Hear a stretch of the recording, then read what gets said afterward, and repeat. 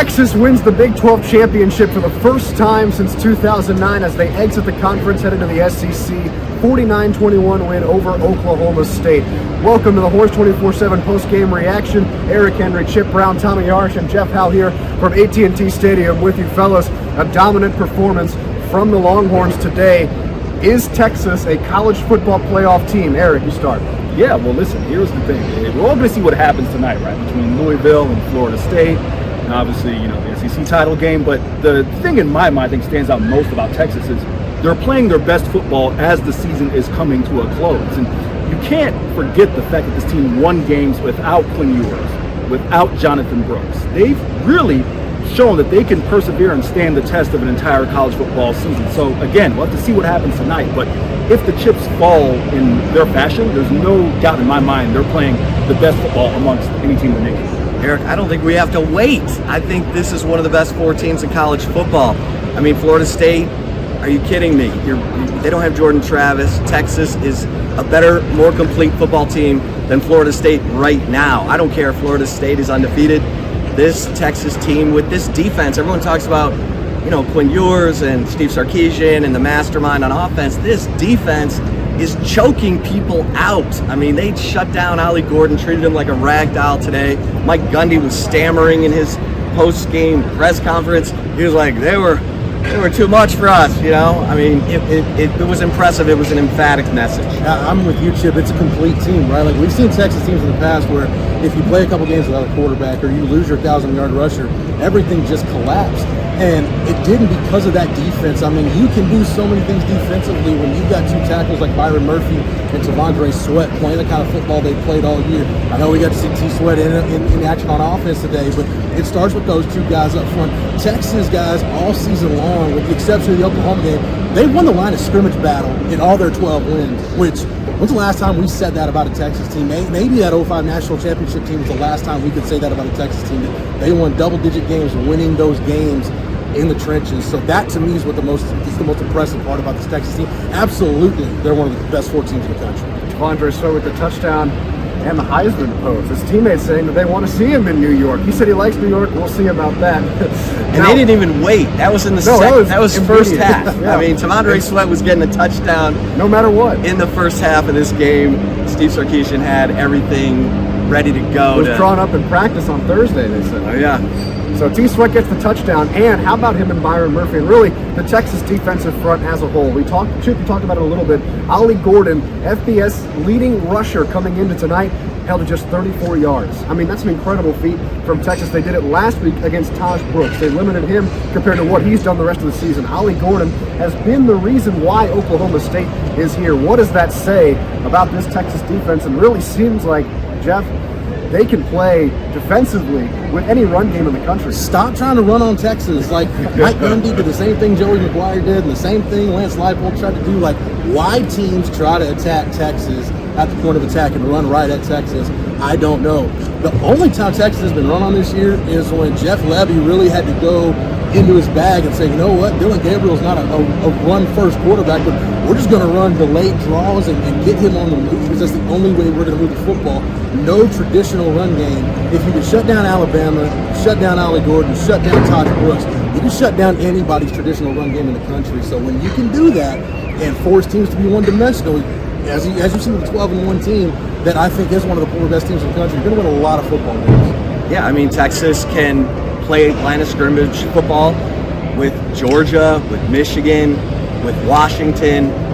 I don't think people want to see Texas because of that defensive front. This is an SEC defensive front. This is why Alabama and Georgia and Clemson have been dominant teams in college football for the last decade, because they have difference-making tackles in the interior of the defense who control the game. Yeah, just to piggyback off of both of your guys' point, here's the thing in my mind that makes this defensive line so special. A, the depth, right? It isn't just the T'Vondre Sweat and Byron Murphy up front, but secondarily, it's a unit that is that good that it makes the entire defense better. Unless you're going to get ahead of the chains early, which you can't really do run the football against this team, it puts the secondary in great opportunities to succeed as well. So in my mind, this defensive line is very special. And yeah, I mean, to both of your guys' point, I think that in itself is a reason why you should consider this team to be one of the top four teams in the nation. Offensively, Quinn Ewers last year against Oklahoma State played arguably his worst game as a Longhorn. I think we can all agree on that. And today in the stadium where just a few years ago he was a junior in high school playing for South Lake Carroll, they come up short in the state championship game. This time he comes back, has arguably his best game as a Longhorn, and leads Texas to the Big 12 championship, joining a very exclusive club of quarterbacks to do that for the Longhorns. Breaks a Big 12 record in passing yards. He goes over 404 touchdowns as well. How important was that for Ewers coming into this game, Chip? Well, there was a lot of full circleness to this day. You know, they got to avenge. They're 4-0 on their revenge tour of the teams that beat them last year. Quinn Ewers got to make up for his worst game as a Longhorn in Stillwater by, as you said, setting a Big 12 record, passing the football.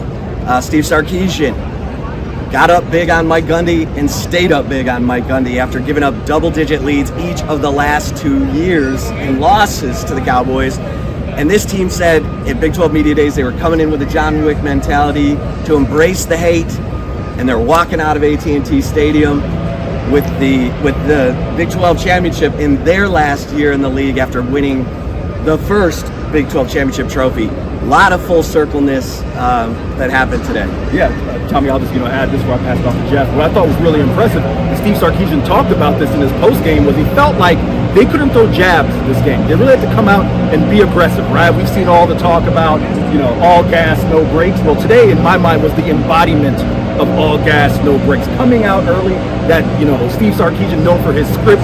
The script today was go out and take it to this Oklahoma State team, and Quinn Ewers was obviously a big part of that throw.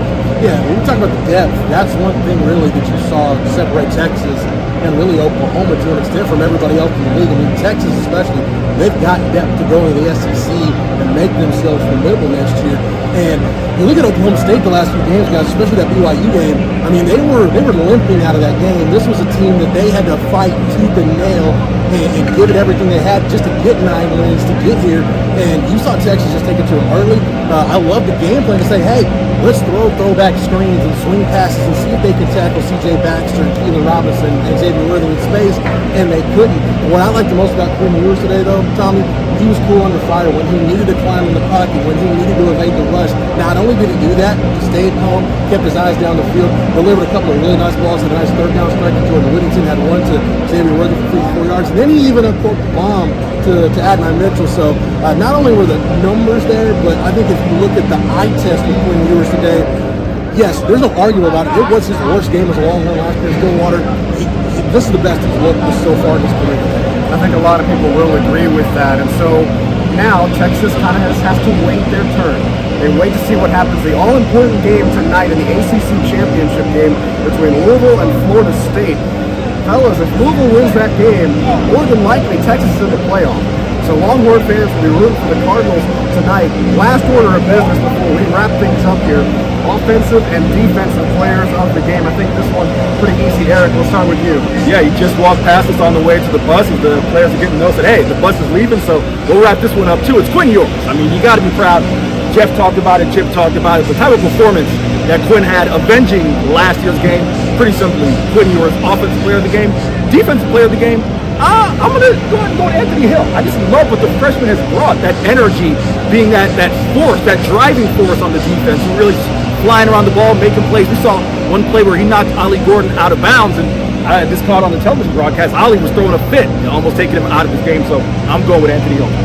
Yeah, I like Anthony Hill too. I mean, he had a sack, he had a forced fumble in this game, and he's just so damn physical. I mean, every time he hits somebody, they're hitting the ground.